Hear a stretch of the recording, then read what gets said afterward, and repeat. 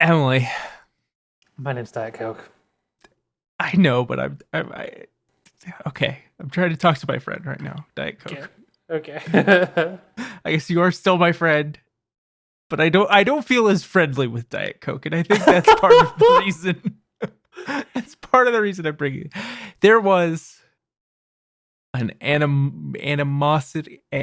There was an energy to the last episode, Yeah, I would say that's true. and I don't want to carry that forward. We are recording these in a chunk, so that's Yeah, let's make peace. let's make peace. Let's make Let's peas. I was about to make a joke. Let's Oh, make I couldn't think of someone who famously made peas though. the Jolly So Green Giant, that's a obviously, that's a better. dumbass. Do you want to know what my alt was gonna be? What's your alt? Let's hear it. Let's hear it. Let's make like Gregor Mendel and make peas. I like your joke better. Thank you. I appreciate that. Oh, we both like each other's jokes better. See, Yeah. everybody at home, we're best friends. It's like how Bill and Ted named their kids after each other instead of that's themselves. true. They did. They did.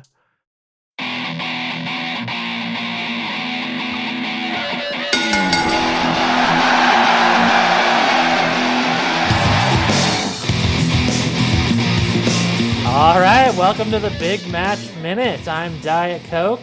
And I am Lilith.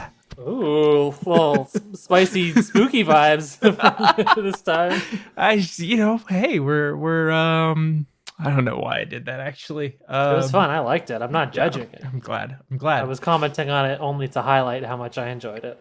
Okay, good. This is the Big Match Minute. This is the show where we take a wrestling match that we find interesting and we break it down minute by minute. Minute by minute. That's right. And today we're covering minute 10 of the Firefly Funhouse match at WrestleMania 36. How'd I do on that one? You did great. Diet Coke, you're my you. best friend. You're my best friend too. Oh, I'm so glad. For the We're record. starting to get into some Weird Z's. I mean, this whole thing is gonna be weird. Yeah. It is, We're getting into the meat of the match right here. we're getting into the meat of the, match, quote unquote. There's like one wrestling move that actually gets Yeah. applied in this entire match. That's true. And y'all are gonna have to wait a pretty long time. I for mean, it. we do see some wrestling moves in this in minute. this minute. I guess that's true. It's not Bray Wyatt or John Cena performing them, but No, we it do is see not. some wrestling moves. No, it is not. I didn't take notes on this, but I am gonna want to go into who we do see. But we're skipping ahead. So this minute opens up. We're back. We got Bray Wyatt in the ring with John Cena. In the last minute, John Cena, he said ruthless aggression. He took a swing. Bray ducked him and made fun of him. And then Bray, at the beginning of this minute, he says, I'm not gonna lie, this is pretty embarrassing, Yeah. And then John Cena, again, like in this really like kind of scary, angry trance that he's in, like he is a Pokemon who is named Ruthless Aggression. Yeah, exactly. He just says ruthless aggression once more. Well, not once more, I guess. Well, yeah, but once more for now, and then he takes another swing. And Bray always, I think there's a sound effect for the swing, but then Bray always gets that like little twinkly piano as he comes back up. Yeah, it's nice. It's really fun. It's really Good sound design. It's like Ghost Puncher Core over here. The sound design's so good. Stupid. It's a stupid thing to say. Shut up. This is how she responds to compliments, everybody. I can't. If I really wanted to keep Lily on her toes, I would just be nice to her for the whole recording. You can't do that. Don't do that, please. And then Bray Wyatt says, "Whoa, John, I am literally living your biggest failure right now," which is interesting. Because we all think about ruthless aggression that did define an era, but define an era, but also it was like a gimmick that he got rid of. He ditched pretty quick for the Dr. Thugonomics thing, and yeah. Well, and it also like didn't work out for him. Because as Bray points out, I'm not gonna lie, it's sad. I guess I can see why you almost got fired.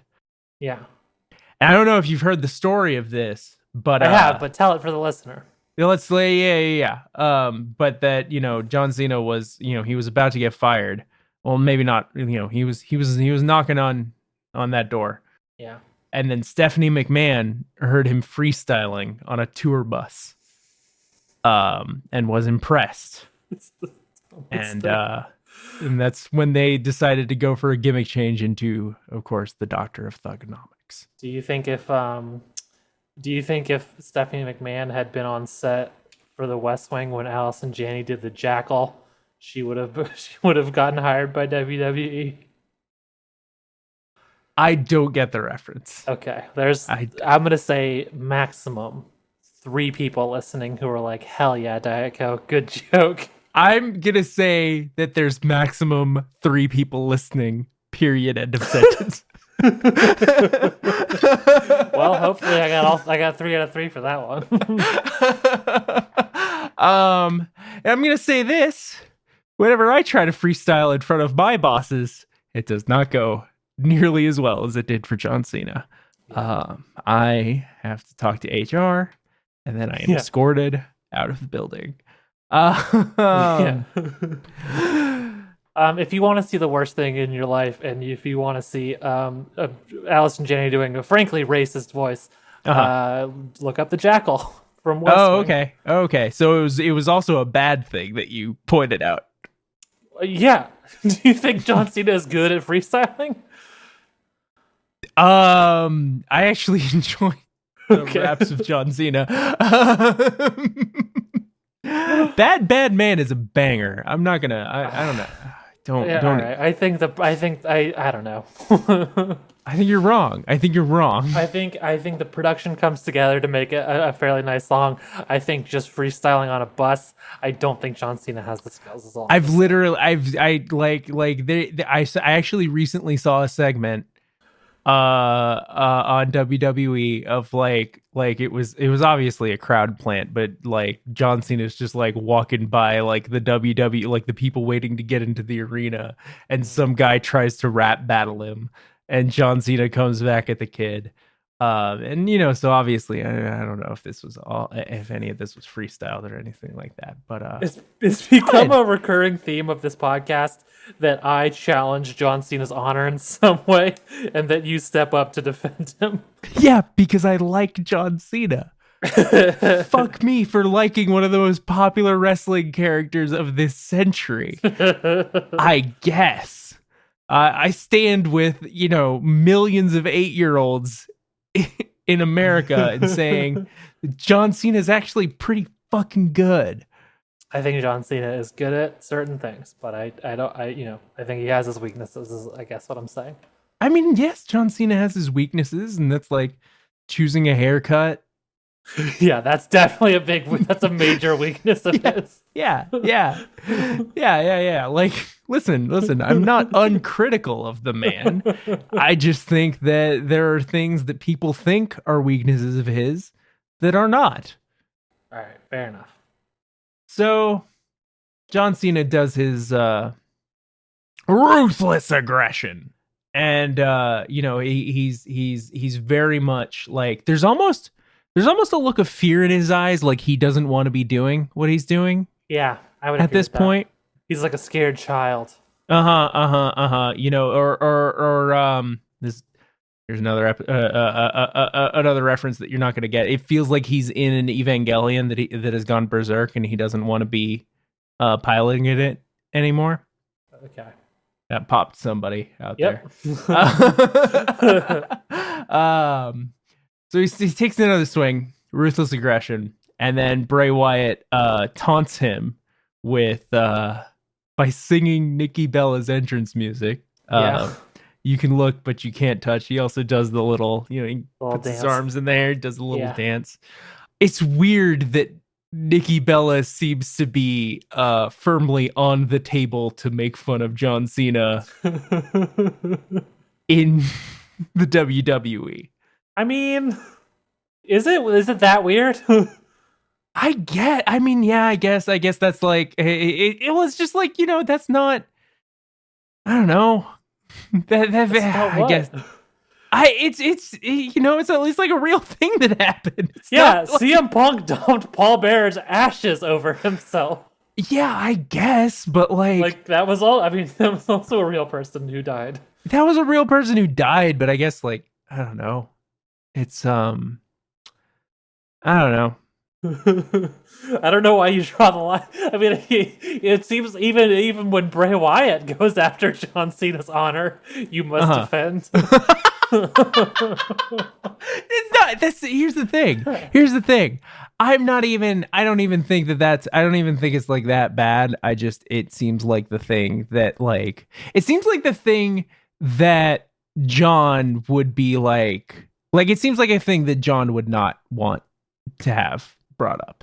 I guess. I mean, I don't know. There's a long history of wrestlers mining their personal tragedies and sadness for storylines. I know, but that just doesn't. Okay, whatever. I guess I'm completely fucking out of.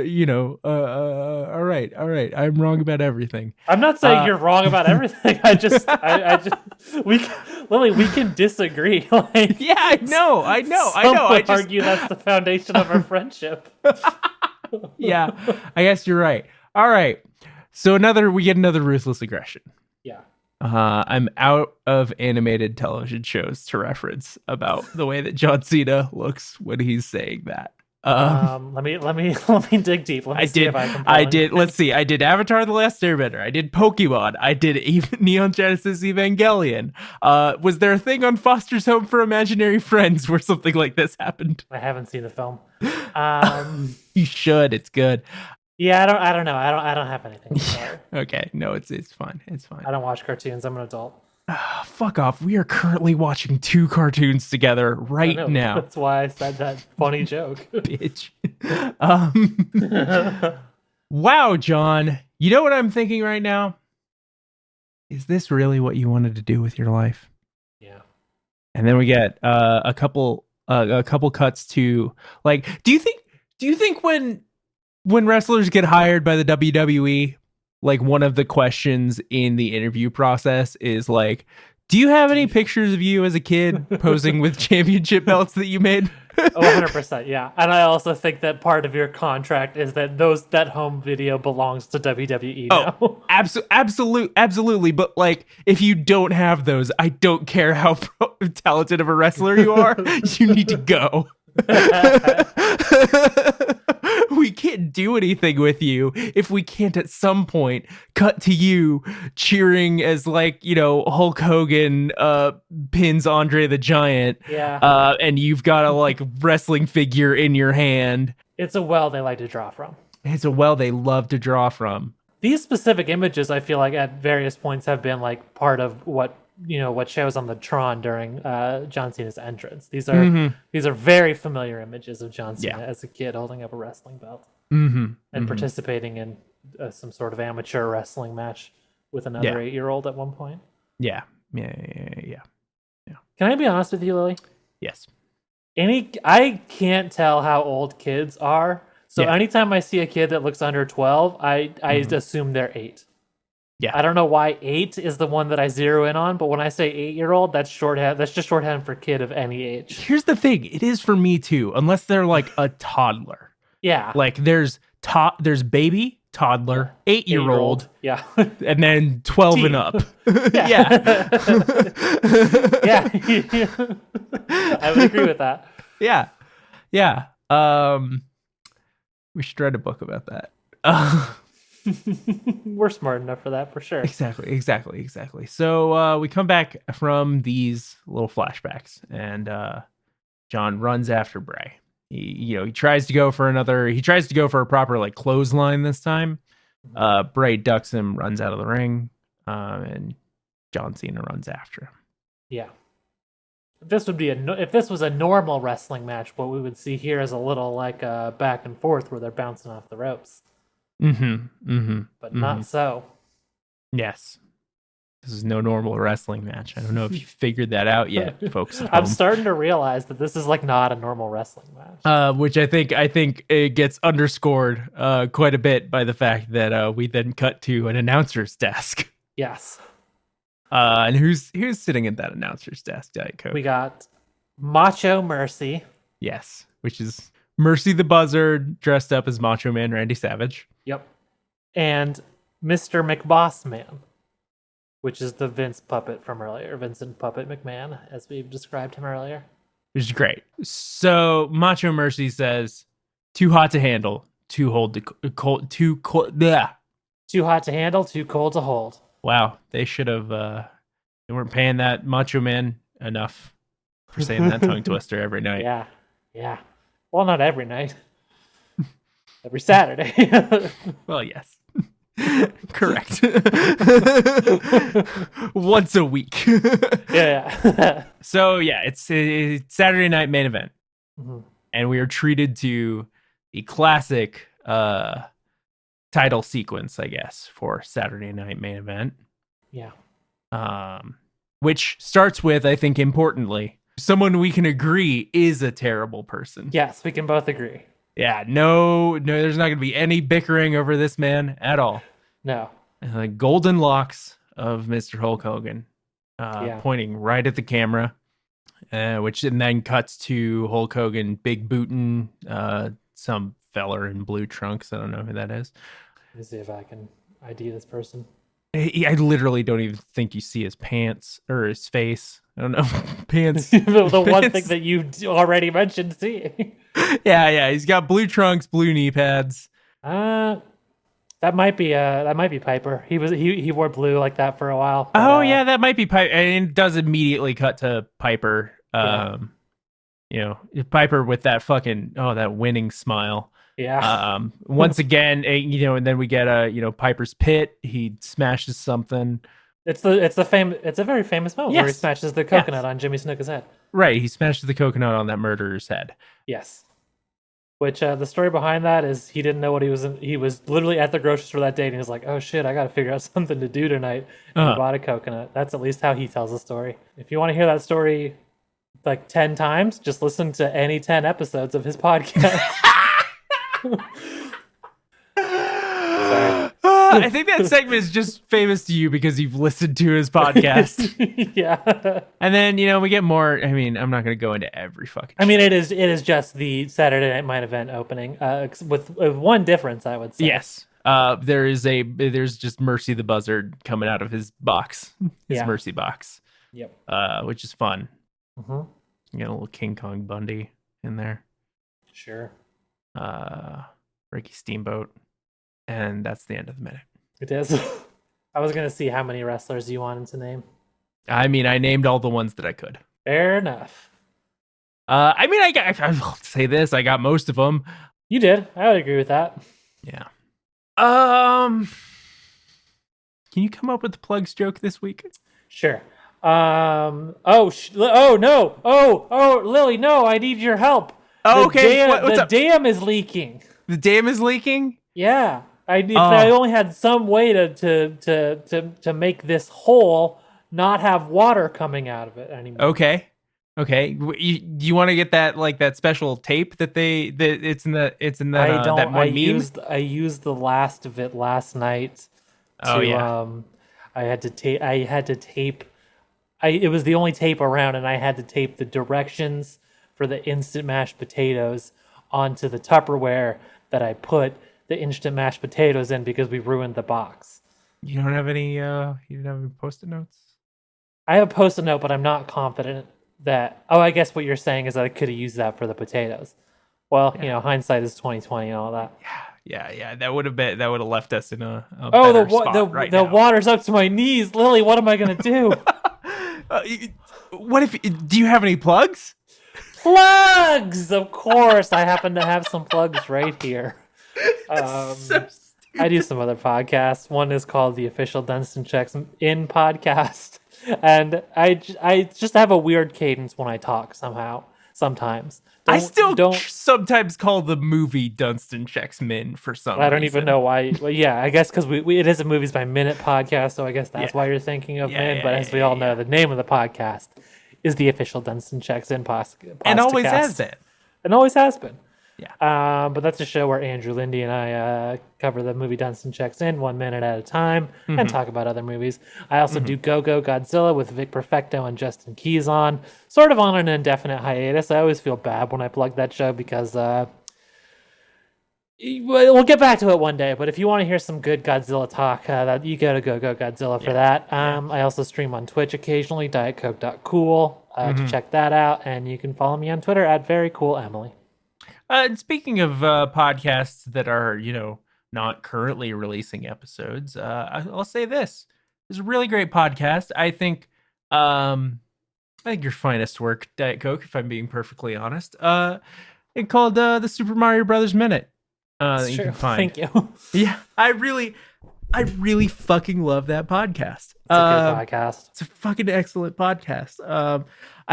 It's weird. I listen to it whenever I'm moving. That's always like my packing podcast. Interesting. Yeah. So I re-listened to that a couple months ago. It's a fucking good show. For you? Yeah. There's a podcast called Ghost Puncher Core. It's based on a webcomic that is also on an indefinite hiatus until I find an artist. But there's the podcast Ghost Puncher Core is a heavy metal tabletop role playing podcast. If you like podcasts of that ilk, your I don't know, Critical Roles, Adventure Zones, and all that kind of stuff. This is like 10 times better than it because it's gay and metal as fuck. Yeah. You can also find me on Twitter at twitter.com/deathcarpets or at deathcarpets, whatever. Twitch.tv/deathcarpets is where I occasionally stream, but only ever with Diet Coke. So, just whatever. Fuck it. Diet Coke. Yeah. Diet Coke. Yeah. Do you what? have any idea how we're supposed to end this show? No.